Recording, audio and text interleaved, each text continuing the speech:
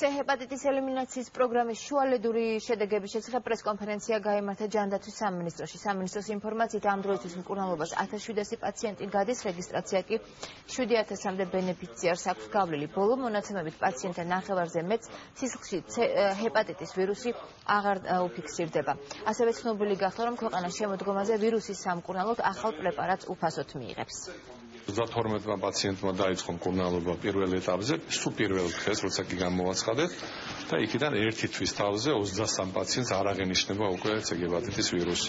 რაც უმნიშვნელოვანესი მოვლენაა ქვეყნისთვის, პაციენტებისთვის, შემოდგომაზე ჩვენი ქვეყანა ისევე როგორც მიიღო თავის დროზე სოფოსბოვიური უფასოდ, მიიღებს ჰარმონსაც და ჩვენს პაციენტებს ექნებათ საშუალება იმკურნალონ სულ ბოლო თაობის პრეპარატი. უნიკალური ამბავი მოხდა ჩვენ ცხოვრებაში იმ პაციენტებისთვის, ვისაც პერსპექტივები აბსოლუტურად ნული ჰქონდა. დავიწყეთ 15 მაისს პრეპარატის მიღება და 12 ივნისს, როცა ჩავიტარე ანალიზი, აღმოჩნდა, რომ ვირუსი ჩემ ორგანიზმში აღარ არის.